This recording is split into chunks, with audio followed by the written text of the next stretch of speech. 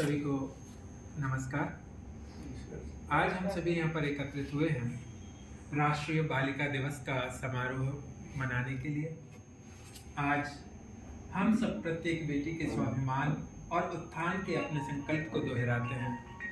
हम अपने मनों में भारत देश में, न केवल देश में बल्कि पूरे विश्व में जो विश्व की आधी आबादी है उसके उत्थान के लिए मिलकर के पूरी आबादी काम करे, इसका विचार रखते हैं।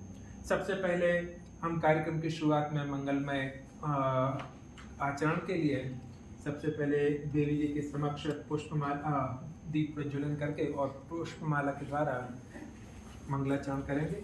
Ma'am please.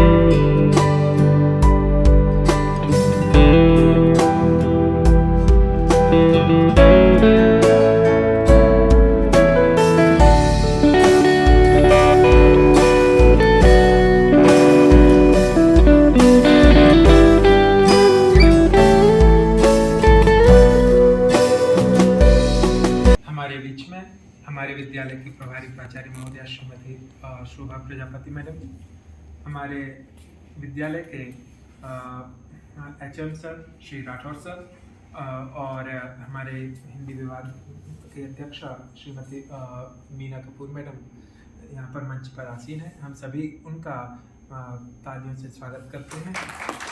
साथ ही मैं मीना मैडम से निवेदन करूँगा कि वो पुष्प पादप देकर के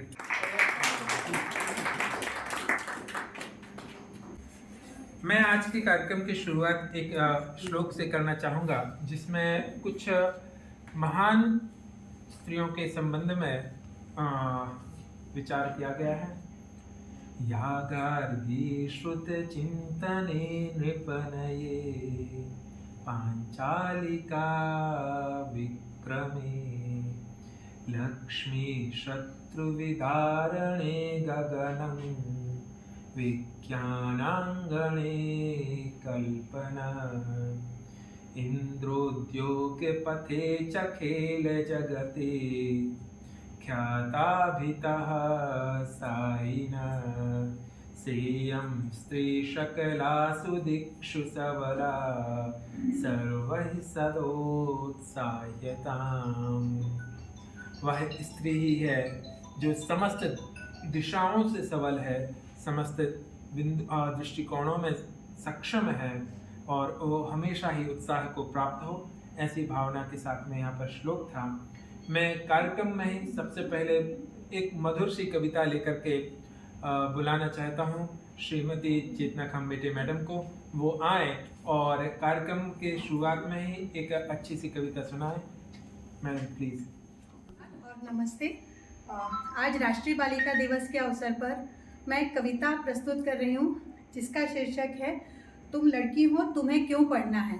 इस कविता को सुनाने के पहले मैं कुछ ज़रूरी जानकारी इस बारे में देना चाहती हूँ कि इसमें जो कहा गया है पढ़ना है का मतलब केवल साक्षरता नहीं, हमें लिखना पढ़ना सीखना है इतना नहीं। मेरे हिसाब से हर लड़की को अपनी पढ़ाई पूरी करनी है और उस पढ़ाई से जो ज्ञान अर्जित किया है उसे अपने जीवन में उतारना है ताकि वो एक उज्जवल भविष्य जी सके। और इन्हीं कुछ भावों को लेकर कमला भसीन जी ने ये कविता को पंक्तिबद्ध किया था। कमला भसीन को आप सभी शायद जानते होंगे। वो एक नारीवादी लेखिका थी। उन्होंने अपने ऊपर हुए अत्याचारों से झुककर दुखी होकर अपने आप को खत्म नहीं किया। उन्होंने उससे सबक लेकर लड़कियों के लिए कई काम किए और एक प्रख्यात नारीवादी के रूप में वो अपना प्रसिद्ध हुई। और हाल ही में उनका निधन हुआ है सितंबर में, लगभग 75 वर्ष की आयु में। लेकिन उन्होंने अपना पूरा जीवन लड़कियों और उनकी शिक्षा के लिए अर्पित किया था। तो उन्हीं की एक कविता है, तुम लड़की हो तुम्हें क्यों पढ़ना है। जब बेटी अपने पिता से कहती है कि पिताजी मुझे भी पढ़ना है, तब पिता अपने बेटी से कहते हैं कि पढ़ना है, तुम्हें क्यों पढ़ना है? पढ़ने को बेटे काफ़ी हैं, तुम्हें क्यों पढ़ना है? तब बेटी अपने पिता को जो उत्तर देती है उस पर गौर फरमाइएगा। बेटी अपने पिता से, जब पूछा ही है तो सुनो, मुझे क्यों पढ़ना है? क्योंकि मैं लड़की हूँ, इसीलिए मुझे पढ़ना है। पढ़ने की मुझे मनाही है, इसीलिए पढ़ना है। मुझ में भी तरुणाई है, सो पढ़ना है। सपनों ने ली अंगड़ाई है, सो पढ़ना है। कुछ करने की मन में आई है, सो पढ़ना है। क्योंकि मैं लड़की हूँ, इसीलिए मुझे पढ़ना है। मुझे दर दर नहीं भटकना है, सो पढ़ना है। मुझे अपने पाँव पर चलना है, सो पढ़ना है। मुझे अपने डर से लड़ना है, सो पढ़ना है। मुझे अपना आप ही गढ़ना है, सो पढ़ना है। क्योंकि मैं लड़की हूँ, इसीलिए मुझे पढ़ना है। कई जोर जुल्मों से बचना है, सो पढ़ना है। नए कानूनों को परखना है, सो पढ़ना है। मुझे नए धर्मों को रचना है, सो पढ़ना है। मुझे सब कुछ ही तो बदलना है, सो पढ़ना है। क्योंकि मैं लड़की हूँ, इसीलिए मुझे पढ़ना है। हर ज्ञानी से बतियाना है, सो पढ़ना है। मीरा का गाना गाना है, सो पढ़ना है। मुझे अपना राग बनाना है, सो पढ़ना है। अनपढ़ का नहीं जमाना है, सो पढ़ना है। क्योंकि मैं लड़की हूँ, इसीलिए मुझे पढ़ना है। इसी के साथ धन्यवाद। अत्यंत ही बेहतरीन सुंदर प्रस्तुति मैडम के द्वारा यहाँ पर हुई। मैं लड़की हूँ, सो पढ़ना है। असल में होता क्या है, हम कई बार चीज़ों को दो तरीके से देखते हैं, एक साध्य और एक साधन। हमने कई बार इसलिए पढ़ाई को इस तरीके से देखा कि हमें कुछ बनना है, कुछ करना है, सो पढ़ना है, या इसलिए हम इस उद्देश्य को प्राप्त करने के लिए पढ़ना है। असल में ये भावना, मैं लड़की हूँ सो पढ़ना है, मुझे पढ़ना है इसलिए पढ़ना है।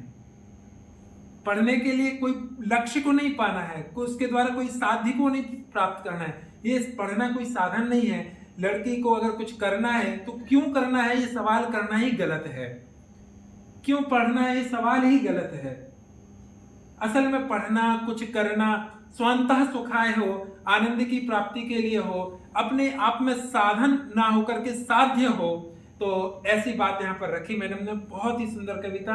अब इसके बाद में मैं निवेदन करना चाहूँगा श्री कपिल जारवाल सर को, वो आए और अपने भाषण के द्वारा हम सभी को राष्ट्रीय बालिका दिवस के महत्व के संबंध में जानकारी दें और अपने विचार रखें। श्री कपिल सर।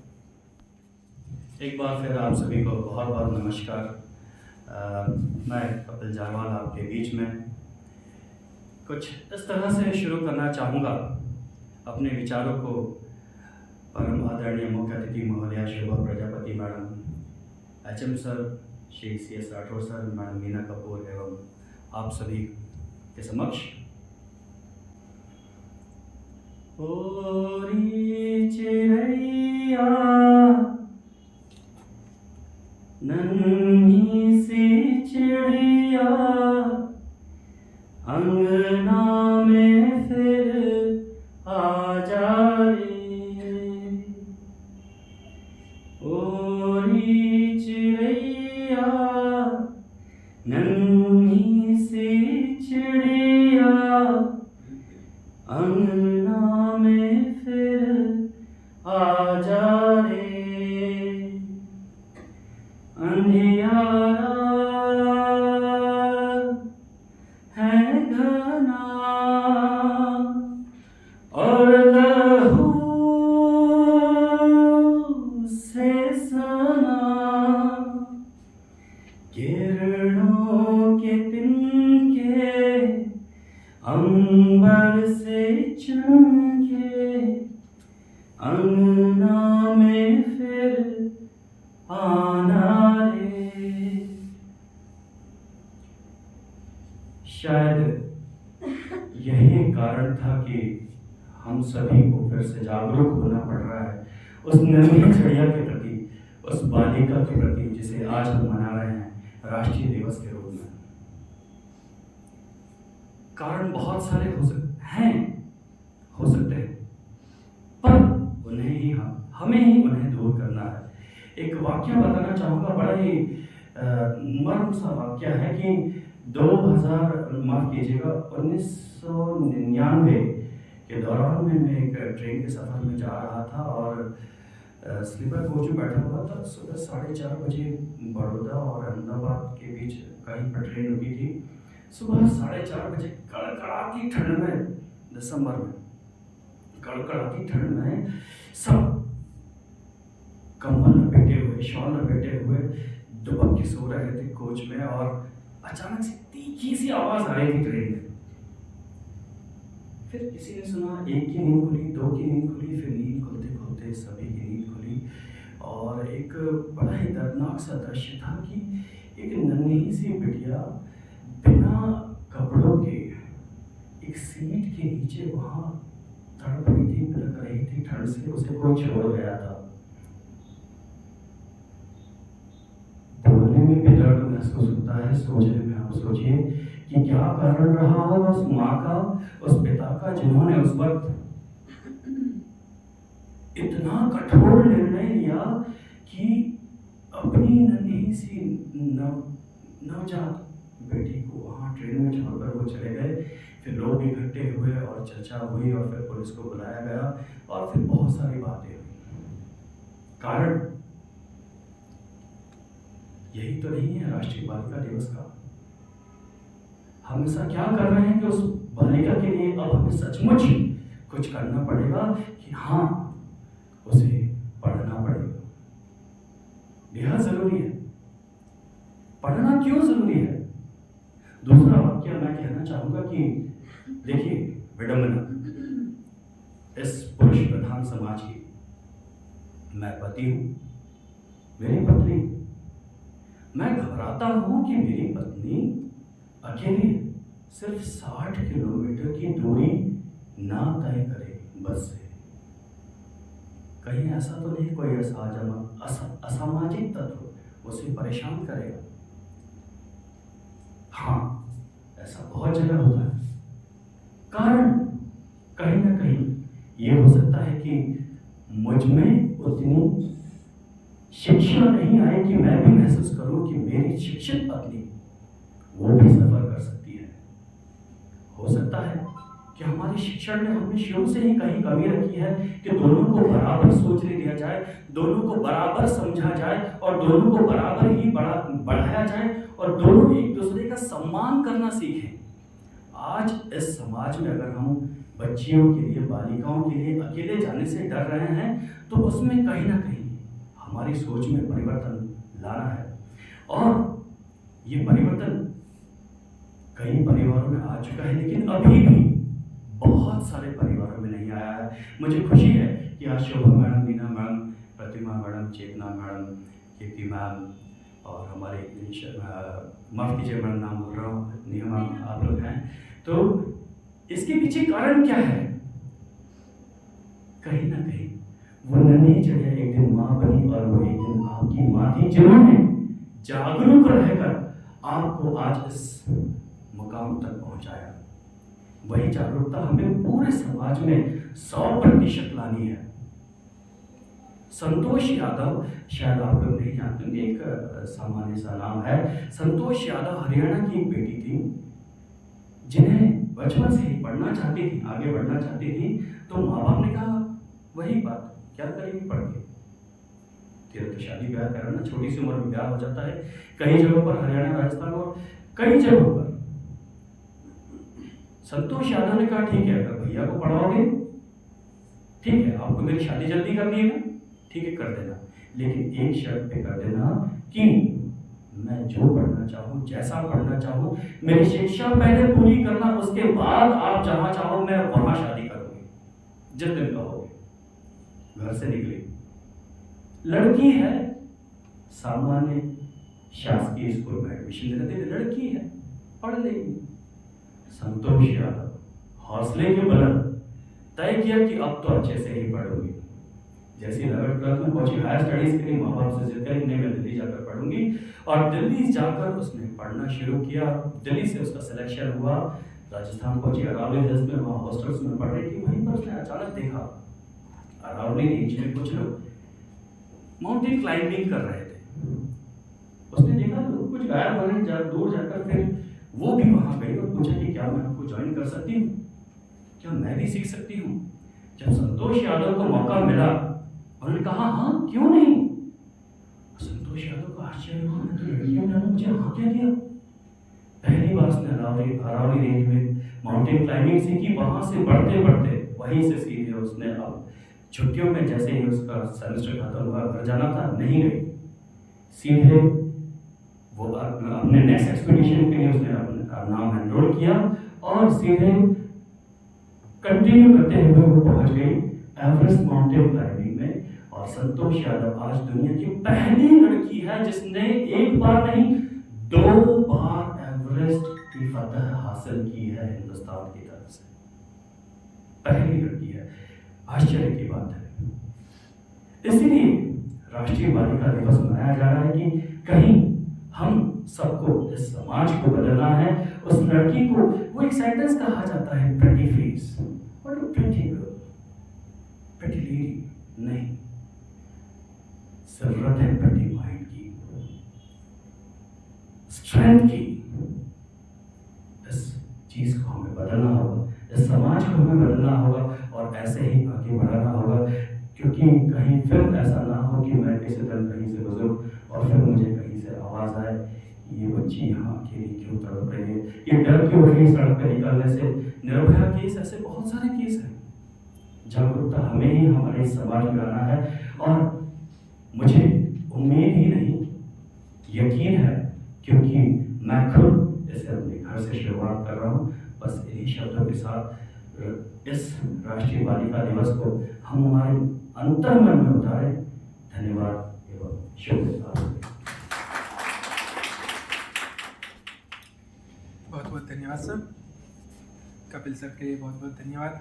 उन्होंने यहाँ पर एक बहुत ही अच्छी मधुरिम आवाज़ में बहुत ही अच्छे से हमारे लिए ये चीज़ सिखाई कि हम किसी भी तरीके से भेदभाव को बढ़ावा न दें, अपने घर से, अपने समाज से, अपने आसपास के वातावरण से देखते हुए उसमें ही सुधार लाने की कोशिश करें। तो एक बार वह दिन आएगा जब सारा समाज उस लक्ष्य को पालेगा जो हम सभी आज पाने के लिए ये आज का दिन मना रहे हैं और जागरूकता को लाने का प्रयास कर रहे हैं।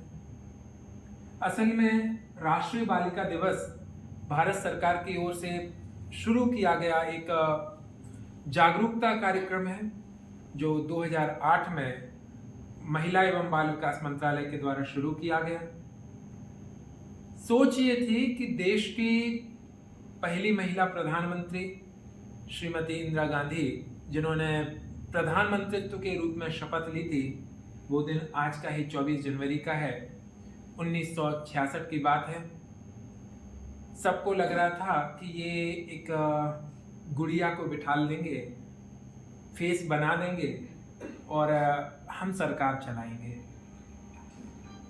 पर गुड़िया समझ करके उनको सीट पर बिठाने वाले लोगों को जल्दी समझ में आ गया कि ये गुड़िया नहीं है, ये देश को चलाने वाली वो आयरन लेडी है जो एक मजबूती के साथ में मजबूत स्तंभ के रूप में उभर के आएगी और देश के लिए बहुत कुछ करेगी। आज वह स्थिति आ चुकी है हमारे बीच में कि आज हम ये बात मानने को तैयार हो गए हैं कि लड़कियां हर एक क्षेत्र में आगे आ सकती है।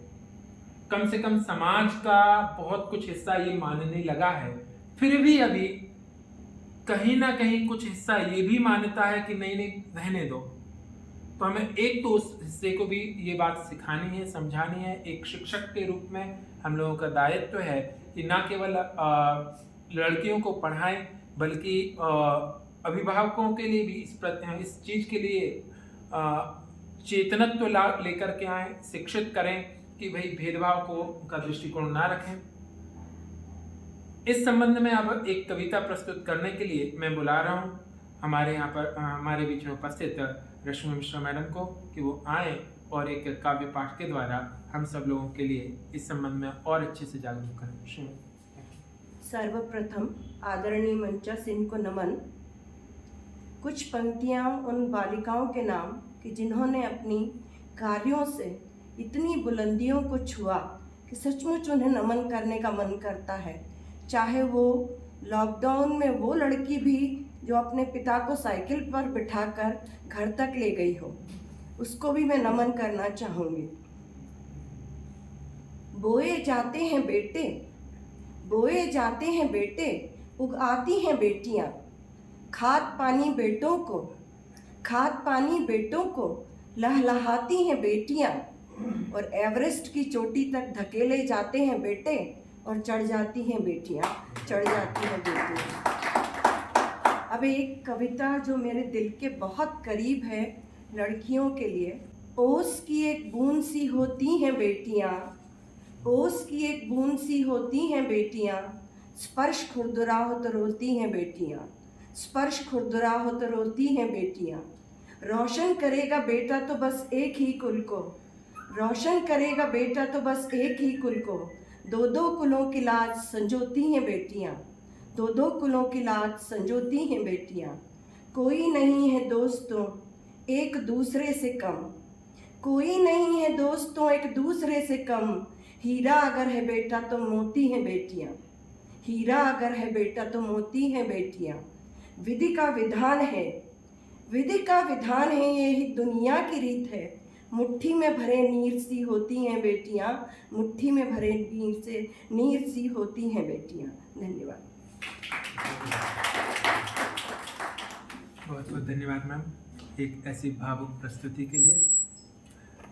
अब मैं कार्यक्रम को ज़्यादा लंबा ना खींचते हुए मैं बुलाना चाहता हूँ आज के अध्यक्ष महोदया श्रीमती शोभा प्रजापति मैडम को, वो आए और अपने विचार रखें। मैम। सम्माननीय कपूर मैडम, राठौर सर और मेरे साथियों, बहुत ही गंभीर विषय पर हम लोग चर्चा कर रहे हैं और माहौल भी बहुत गंभीर हो गया है। जो भी मेरे साथियों ने यहाँ पर आकर कहा, मैं 100% उनके साथ हूँ। इस संदर्भ में मैं एक बात और कहना चाहूँगी कि हम हमेशा बेटियों की बात करते हैं, कहीं हम कोई ऐसी चूक तो नहीं कर रहे जिसके कारण हमारी जो समाज है उसमें ये भेदभाव वाला जो चैप्टर है जिसकी हम बात कर रहे हैं वो चालू हो रहा है। कहीं हम लड़कों को ये शिक्षा देने में तो नहीं चूक रहे हैं कि लड़कियां भी उतनी ही सम्माननीय हैं जितने समाज में लड़के हैं। कहने का मतलब है कि हम लड़कों को भी इस रेफरेंस में क्यों नहीं शिक्षित करें। पढ़ाई की बात तो है, पढ़ाई में तो लड़के को ही प्राथमिकता दी जा रही है, ये सब हम स्वीकार करते हैं और कहीं ना कहीं हमारे माइंड सेट में ये चीज है अभी।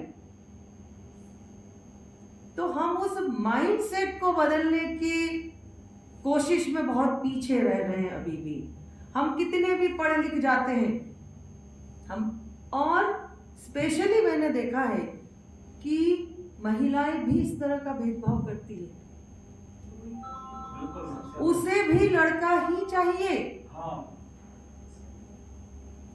बहुत केसेस है ऐसे जिसमें हमने ये देखा कि महिलाओं का मतलब या तो सास को चाहिए या खुद माँ को भी पहले बेटा ही चाहिए। तो पढ़ने के बाद भी अगर हमारे माइंडसेट में अभी ये चीज है तो मुझे ऐसा लगता है कि हम अभी थोड़े पीछे हैं और कहीं ना कहीं पढ़ाई हमारे इस उद्देश्य को पूरा नहीं कर पा रही है। तो हम इस ओर भी ध्यान दें। और सबसे ज्यादा जरूरत शहरों में, तो अभी हम मान रहे हैं कि ये भेद बहुत कम हो रहा है, शहरों में तो समझ आ रही है और लड़कियों को पढ़ा रहे हैं, लेकिन गाँव में अभी भी यही स्थिति है। इतना प्रचार प्रसार करने के बाद, सरकार द्वारा इतने कार्यक्रम चलाने के बाद भी सरकार ने बहुत सारी छात्रवृत्तियां दी है, साइकिल देती है, बहुत सारे काम करती है, ड्रेसेस देती है, लड़कियों के लिए सारा करती है, लेकिन उसके बावजूद भी जब हम गांव के लोगों से मिलते, मैं बेसिकली गांव से जुड़ी हुई हूँ क्योंकि मेरी ससुराल बिल्कुल एक गांव में है, बहुत खेत गांव में, तो वहां से मुझे बहुत सारी बातें जानने को मिलती है। तो वहीं से मुझे ये भी पता चलता है कि अभी भी लड़कियों को पढ़ाया नहीं जाता है। वो जो सामान मिल रहा है उसको लेने के लिए लड़कियों को स्कूल भेजा जाता है, उनको सुविधाएं नहीं दी जाती है। मैं अपने खुद के घर का उदाहरण आज आपको दूंगी कि मैं अपनी ससुराल गई और वहां पर मैंने बात की। मेरे जेठ हैं, उनके लड़के की लड़की, ये अपना चौकी थानी जो है इसके सामने गांव दतोदा है, वो मेरी ससुराल है। तो वो लड़की वहां से सिमरोल का कोई स्कूल है वहां पढ़ने जाती है, और 3 किलोमीटर पैदल आती है वो रोड पर, पहले घर से, वहां से उसको बस मिलती है, फिर वो सिमरोल जाती है, पढ़ती है, फिर बस से आती है, फिर घर आती है ना। अभी अब जब मैं गई तो मैंने उससे पूछा तो बोलती चाची नहीं, मैं उसकी दादी हूँ, दादी मैं 9वीं क्लास में हूँ। तो बोले मैंने एग्जाम हो गई, बोले नहीं एग्जाम नहीं हुई है, देने नहीं दे रहे। मैं क्यों? तो बोले पापा ने फीस नहीं भरी। पूरे साल उसने, मेरा भतीजा है खुद का, उसने फीस नहीं भरी उस लड़की के लिए। और उनका एक बेटा भी है, उस बेटे को कॉन्वेंट स्कूल में वहीं पास में पढ़ाया जा रहा है, उसके लिए बस आती है और उसको सारी सुविधाएं। ये मैं अपने घर की बात बता रही हूं। फिर मैंने उसकी फीस भरी लड़की की, मैंने कहा ये लो तुम फीस भरो, स्कूल जाओ और एग्जाम दो और एग्जाम पास करो। उसने एग्जाम पास की। अभी 10th से फिर मैंने उसको एक हॉस्टल में रखा है और वहां वो पूरा पढ़ती है और उसका पूरा खर्चा मैं देती हूँ, इसलिए कि इसका भी वही हाल ना हो और आगे जाके इसके दिमाग में भी ये ना बैठ जाए कि लड़कियों के साथ तो ऐसा ही करना होता है। और ऐसा ही एक केस में बताती हूँ कि शादी हुई मेरी, और 83 में मेरी शादी हुई, 85 की बात थी। हमारे ससुराल में हमारे एक जेठ की 3 लड़कियां थी, तो उनमें से 2 लड़कियों की शादी। अच्छा, मेरे गांव में सब पूरी इलिटरेसी थी, मेरे हस्बैंड पढ़े हुए थे और मैं, बाकी टोटल इलिटरेट थी हमारी फैमिली।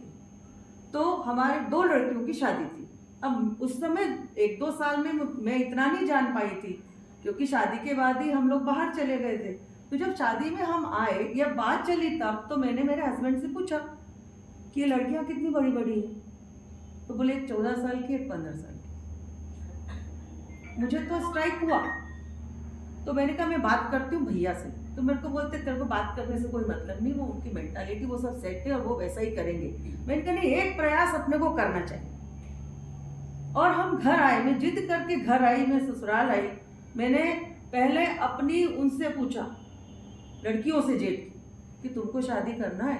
तो बोलती नहीं चाची हमको तो बिल्कुल नहीं करना है, और ये पापा मम्मी हमारी जबरदस्ती शादी करा रहे हैं।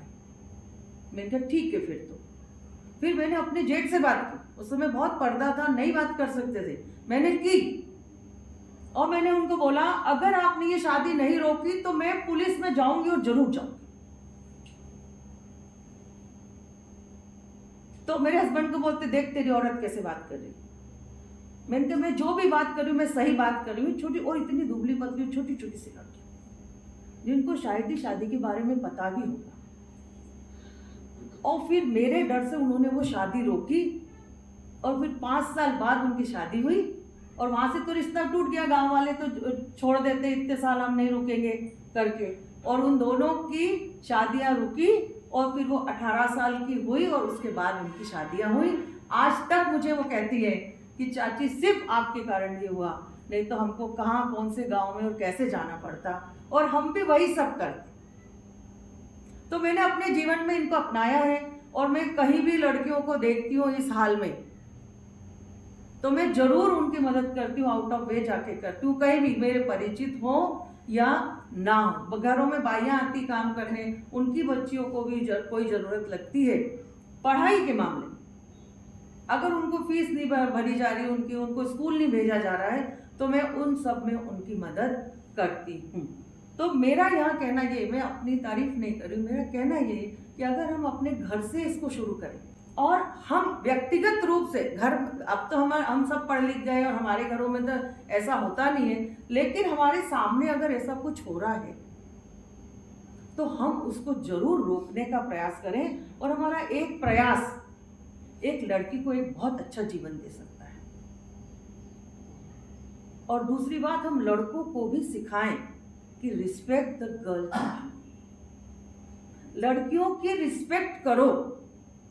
तो जो लड़कियां असुरक्षित महसूस करती है, हम लड़कों को तो छोड़ देते हैं, भाई तू 12 बजे भी आ, 1 बजे भी आ, 2 बजे भी आ, तो तेरे को छूट है, और हम लड़कियों को नहीं जाने देते। तो हम ऐसा क्यों करें? हम भी तो अपने घर से भेदभाव कर रहे हैं। तो अगर लड़की को हम कहते हैं कि तू रात को 8 बजे घर आ, तो हम लड़की को क्यों नहीं कहते कि तू भी 8 बजे घर आ? हमने तो यही भेदभाव कर दिया। हम ये कह के कि वो लड़का है तो बाहर जाएगा, और वो लड़का है तो ऐसा करेगा। क्यों? लड़का हो या लड़की हो, दोनों देखो बायोलॉजिकल जो है वो है, उसको किसी को वीकनेस नहीं बनाना चाहिए। और ये बात हम अपने लड़कों को स्पेशली सिखाएं। मैं तो क्लास में कई बार लड़कों से बात करती हूँ इस रेफरेंस में, सिर्फ लड़कों से, क्लास के लड़कों से, क्योंकि 11-12 के बच्चे तो बहुत अच्छे से समझते हैं इन सब चीज़ों को। तो मैं लड़कों से बहुत बात करती हूँ इस रेफरेंस में। और रिस्पेक्ट द गर्ल्स, कोई भी हो, वो आपकी माँ हो, बहन हो, बुआ हो, चाची हो, सड़क पे चढ़ने वाली एक लड़की हो, आपको उसको रिस्पेक्ट करनी। और अगर ये भाव हमारे अंदर आ जाएगा तो जो डर है वो खत्म ही हो जाएगा लड़कियों को। तो सार्थक तो तभी होगा यह दिवस मनाना। यही विडंबना है कि हम दिवस मना रहे हैं, ये तो बहुत बड़ी विडंबना है कि हम दिवस मना रहे हैं। और जितनी भी लड़कियों की हम बात करते हैं, उनको उनके घर के लोगों ने या समाज ने मदद नहीं की, उन्होंने स्ट्रगल किया और आगे आए, खुद से स्ट्रगल किया। ऐसा क्यों हुआ? हमको उस पर सोचना। आगे तो गई लड़कियां, पर कैसे गई? अपनी जिद से गई, समाज का विरोध करके गई, परिवार का विरोध करके गई। तो वो चीजें अगर लड़कियों को हम भेजें तो सोचो वो कितने अच्छे से और जा सकती है। तो इस दिवस पर तो मैं इतना ही कहना चाहूंगी, और आप सभी का धन्यवाद भी साथ में सुनने के लिए, यहाँ आने के लिए। और हम कोशिश करें कि जल्द से जल्द ये दिवस बनाना बंद हो। ये हमारी कोशिश हो कि हम ये दिवस ना बनाएं, और सब बालक बालिकाएं, सब हमारा बाल दिवस जो है बस एक ही मने, बाल दिवस, जिसमें लड़के लड़कियां सब एंजॉय करें। Thank you very much. बहुत बहुत धन्यवाद मैम। मैडम ने अपने व्यक्तिगत जीवन के उन प्रसंगों को यहाँ पर आज याद किया, और हम सभी को प्रेरणा भी दी कि किस तरह से हम कोशिश करके अपने स्तर पर जो भी कर सकते हैं वो करें, और भेदभाव को किसी भी स्तर पर किसी भी तरीके से ना आने दें, और सबको समान दृष्टि से व्यवहार करते हुए लड़के और लड़की में कोई भेद ना रखें। अब मैं कार्यक्रम के समापन की ओर बढ़ते हुए सबसे पहले मैडम से निवेदन करना चाहूँगा, श्रीमती मीना कपूर मैडम से, कि वो आएँ और इस कार्यक्रम के अंत में आभार प्रदर्शन करें। परम सम्माननीय आज के कार्यक्रम की मुख्य अतिथि विद्यालय की वरिष्ठ शिक्षिका श्रीमती शोभा प्रजापति मैडम, आदरणीय एचएम सर, मेरे सभी विद्वान शिक्षक साथी, आज राष्ट्रीय बालिका दिवस के अवसर पर इस सभागार में उपस्थित आप सभी का मैं हार्दिक अभिनंदन और आभार व्यक्त करती हूँ। आभार की श्रृंखला में सबसे पहले मैं हमारी इस कैप्टन की, हमारी इस शिप की जो कैप्टन है प्रिंसिपल मैडम, उनका आभार व्यक्त करूँगी। अस्वस्थ होने के कारण वो हमारे बीच में मौजूद नहीं हैं, पर हमारे मानस में वो विद्यमान हैं। उन्हीं के कुशल मार्गदर्शन में हम इस प्रकार के कार्यक्रम आयोजित कर पाते हैं और सफलता प्राप्त करते हैं। उनका स्नेहिल मार्गदर्शन हमें ऐसे ही मिलता रहे, ऐसी मेरी कामना है। तदुपरांत मैं आभारी हूँ आदरणीय प्रजापति मैडम की, जिन्होंने हमारा आज के इस कार्यक्रम का मुख्य आतिथ्य स्वीकार किया। शोभा मैडम ने हमारे इस कार्यक्रम की बहुत बहुत शोभा बढ़ाई है, तो धन्यवाद मैडम। आपके ये अमूल्य वचन जिन्होंने हमारा मार्गदर्शन किया, एकदम हमारे आजकल के परिवेश से जुड़े हुए आपके ये वचन थे। कुछ किताबी नहीं लगा, प्रैक्टिकल नॉलेज, जो कुछ भी हम अपने आसपास देख रहे हैं, महसूस कर रहे हैं, सच बात है।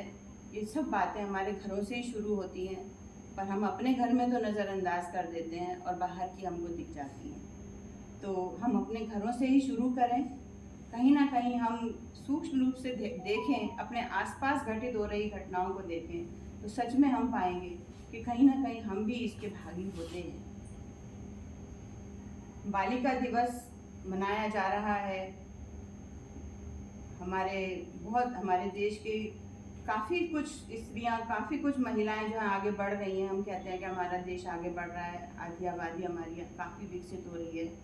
लड़कियां आजकल बढ़िया नौकरी कर रही हैं, अच्छा पैकेज पा रही हैं, सब कुछ है, पर ये पूरे देश में नहीं है। हमारे गांव की लड़कियां आज भी पिछड़ी हुई हैं। शहरों में भी कई जगहों पर मैंने देखा है कि जो आज़ादी या जो वैचारिक आज़ादी या जो आत्मनिर्भर होने के बाद भी जो उनकी एक स्वैच्छिक आज़ादी होनी चाहिए वो उन्हें प्राप्त नहीं होती है। तो ये भी हम अपने घरों से ही शुरू करें, हमारे घरों में ही हम उतनी पाबंदियां ना लगाएं। ऐसा नहीं है कि वो कोई हम गलत तरीके से उनको करेंगे कि हम आगे बढ़ने से रोकेंगे, ऐसा नहीं है, बल्कि हम उन्हें आगे बढ़ने के पूरे अवसर दें, उनके सम्मान में कभी ठेस ना पहुंचाएं। कभी कभी देखिए लड़की का विवाह होता है, उसे हम कन्यादान की संज्ञा देते हैं। कन्या कोई वस्तु नहीं है जिसे दान में दिया जाए, और ये परंपरा चली आ रही, और वही हम उन्हें संस्कार भी देते हैं। पर कभी कभी माँ बच्चे को ये भी सिखाए, अपनी बेटी को ये भी सिखाए कि ये जो गहनों का, कपड़ों का जो अत्यधिक मोह है, ये भी एक शाब्दिक भ्रमों की तरह है, हमारे पाँव की बेड़ियाँ हैं। तो हम इन चीज़ों से के मोह से ऊपर हटकर भी कुछ सोचें, अपने आत्मसम्मान के बारे में सोचें, अपने स्वाभिमान के बारे में सोचें। दूसरों की गरिमा को ठेस ना पहुंचाएं, पर अपना आत्मसम्मान भी बचाए रखें, अपना शोषण ना होने दें। बालिका दिवस मनाने का उद्देश्य यही है कि हम बालिकाओं को सशक्त करें, वो अपना उत्साह बनाएं, आत्मनिर्भर बने, अपने प्रति सचेत हों, कोई अन्याय ना होने दें। ये जन जन तक पहुंचाना होगा। पढ़ लिख के कुछ प्रतिशत लड़कियां सीख रही हैं, समझ रही हैं, हालांकि हम उनको ब्लंट बोल दें। जिन घरों में बहुएं कुछ बोलती हैं, उनको बोलते हैं कि अरे बहुत मुंह फट। क्यों ऐसा होता है? सच के लिए लड़ रही है, सच के लिए बात कर रही है, सच बात कह रही है, फिर भी हमको उसका बोलना अच्छा नहीं लगता। वो भी तो लड़की है। तो हम अपने घर से ही शुरू करें, अपने आसपास के माहौल से शुरू करें, जो सच है उसका साथ हम हमेशा दें, यही हम चाहेंगे। और बालिकाओं को आगे बढ़ने के लिए हम पूरे अवसर प्रदान करें। तो मैडम के जो सारगर्भित वचन थे उसके लिए मैं आभारी हूँ। मैं आभारी हूँ HM सर की भी, जिन्होंने हमारे इस प्रोग्राम की गरिमा बढ़ाई अपनी उपस्थिति देकर।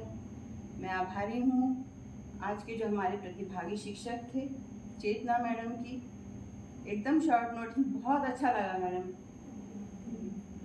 कई बार हम पूछते हैं तो हमको ना सुनने को मिलती है, मैडम ने खुद से बोला कि मैं बोल दूंगी, इतना अच्छा लगा कि मैं क्या बताऊं। तो धन्यवाद मैडम, ये जो आपका जो उत्साह, आपका जो एटीट्यूड है एक विद्यालय के प्रति, अपने कार्य के प्रति, सच में नमन करने योग्य है। तो आप अपना ऐसे ही हौसला, अपना उत्साह ऐसे ही बढ़ाए रखें, अपना सहयोग इसी प्रकार हमें देते रहें। मैं आभारी हूँ कपिल सर की, इतने शॉर्ट नोटिस में उन्होंने फटाफट थोड़ा सा तैयार कर लिया, क्योंकि जिन लोगों को ड्यूटी दी गई थी वो अस्वस्थ होने के कारण आज आए नहीं। प्रतिभागी ना रहें तो फिर कार्यक्रम का कोई स्वरूप नहीं बन पाता है।